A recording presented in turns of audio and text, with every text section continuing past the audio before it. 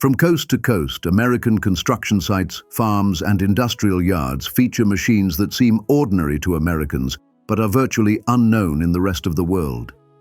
These aren't experimental prototypes or novelties. They're workhorses that have shaped American infrastructure for decades. Yet step outside the United States, and they've barely left a footprint.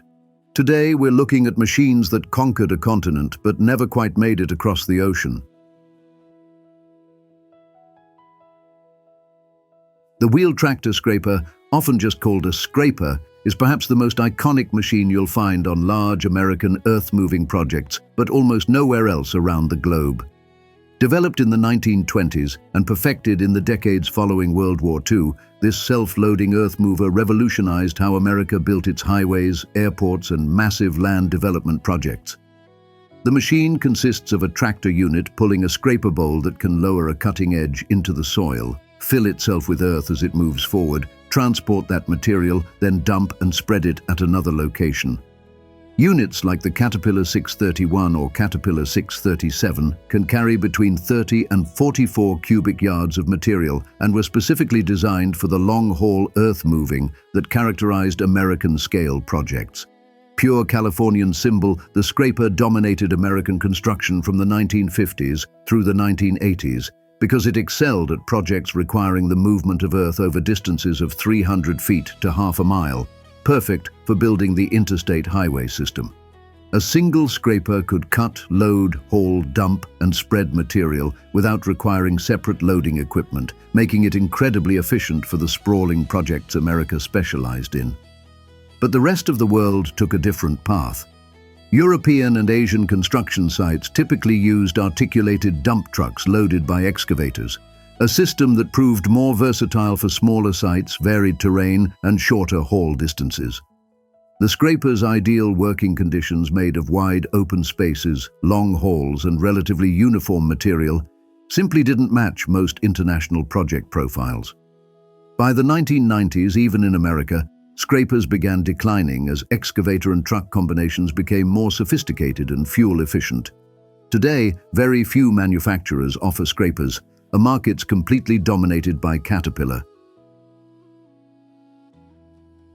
Drive through Iowa, Nebraska, or Illinois during harvest season, and you'll see a machine that's completely mundane to American farmers but puzzling to most of the world: the grain cart. These large wheeled hoppers, typically holding between 600 and 1,200 bushels of grain, are towed behind tractors to collect grain from combines in the field. The system emerged in the 1970s as American farms grew larger and combines became more productive. The logic was simple. Rather than having a combine stop harvesting to unload into a truck, a grain cart could pull alongside the moving combine, collect the grain, then transport it to a waiting truck at the field's edge. The combine never stops, maximizing the productivity of the most expensive machine in the operation. Models from manufacturers like Brent, Kinsey, or Kilbros became standard equipment on American grain farms. Modern grain carts feature tracks instead of wheels for reduced soil compaction, conveyor systems that can unload 1,000 bushels per minute, and scales to weigh the load in real time. The largest models hold over 1,500 bushels. That's more than 40 tons of grain. But this system never caught on internationally, and the reason comes down to farm structure and scale. American grain farms average around 1,800 acres for corn and soybeans, with many operations exceeding 5,000 acres of continuous farmland. European farms, by contrast, average under 400 acres and are often broken into multiple smaller parcels separated by roads, hedgerows, and villages. In most of the world, combines simply unload directly into trucks or trailers when they fill up. The field sizes don't justify a dedicated grain cart, and the productivity gains don't offset the additional equipment cost. Brazilian farms, some of which rival American operations in size, show slightly more grain cart adoption, but even there, the practice remains far less common than in the American Midwest. The grain cart represents a uniquely American solution to a uniquely American agricultural landscape: vast, consolidated fields where maximizing combined productivity justifies the investment in specialized support equipment. The next machine is one most people never see but which plays a crucial role in American construction. The mobile volumetric concrete mixer, often called a mix-on-site or volumetric truck. Unlike ready-mix concrete trucks that arrive with pre-mixed concrete, these machines carry separate compartments of cement, sand, gravel and water, mixing the concrete on demand at the job site.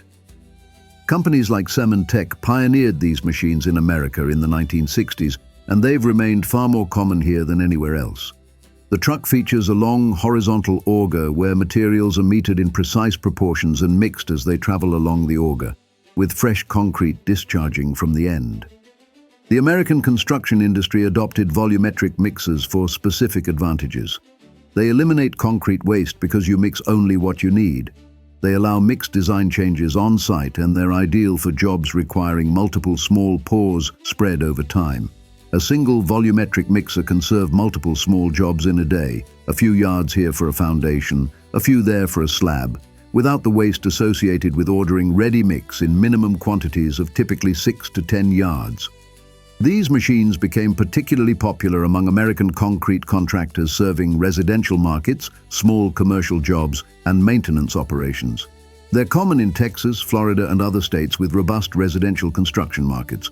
Municipalities use them for sidewalk replacement, utility departments for vault work, and contractors for any application where concrete needs vary or are difficult to predict precisely. But the rest of the world stuck with conventional ready-mix plants. The reasons are multiple. Volumetric mixers cost significantly more than standard mixer trucks. They require more maintenance due to complex metering systems, and most international markets lack the low-density suburban sprawl that creates demand for small, scattered concrete pours. European construction, for example, tends toward denser development, where ready-mix plants can economically serve areas with multiple larger jobs, making the waste reduction benefits of volumetric mixing less compelling. Quality control also played a role. Ready-mix concrete from batch plants undergoes testing and produces consistent, certifiable results that satisfy building codes worldwide. Volumetric mixing, while achieving excellent quality in skilled hands, places more responsibility on the individual truck operator for mix consistency. Some international building codes and specifications simply don't recognize volumetric mixing as an approved method. The volumetric mixer remains a uniquely American solution to a uniquely American market. Vast geographic areas with dispersed small concrete jobs where the flexibility and waste reduction justify the equipment's higher cost and complexity. Walk onto almost any construction site in Europe, Asia, or Africa, and you'll see excavators from Caterpillar, Komatsu, Liebherr, Hitachi, Volvo, or Hyundai. What you won't see is a machine painted black and yellow, a John Deere excavator. Yet in North and South America, John Deere has become a significant player in the excavator market, a phenomenon that baffles international contractors. John Deere entered the excavator business relatively late. Known globally for agricultural equipment since 1837, the company didn't produce its first excavator until 1969, when it purchased the industrial equipment division from Davenport, Iowa-based manufacturers. Through the 1970s and 1980s, Deere built a modest excavator line, but the real expansion came in the 1990s and 2000s when the company aggressively grew its construction equipment division through various partnerships with other manufacturers. Today, John Deere produces excavators ranging from compact mini excavators to large 87-ton machines at facilities in Kernersville, North Carolina, and Caxias do Sul, Brazil. Models like the 350G and 470G are common sights on American highway projects, utility work, and commercial construction. The company has captured approximately 10 to 12% of the North American excavator market. The success in the Americas stems from several factors. John Deere leveraged its enormous dealer network, built over more than a century of agricultural equipment sales, to provide parts and service support that matched or exceeded competitors. American contractors, particularly those who already owned Deere agricultural or smaller construction equipment, appreciated the single-source relationship. The company also offered competitive financing through John Deere Financial, making equipment acquisition easier for smaller contractors. But outside the Americas, John Deere excavators are essentially non-existent. The company made limited attempts to enter European markets, but never established significant market share. Asian and African markets show virtually no John Deere excavator presence. The reasons are straightforward. Established competitors had decades of market presence, dealer networks, and brand recognition in excavators specifically. European manufacturers like Volvo, Liebherr, and Zeppelin Caterpillar dominated their home markets.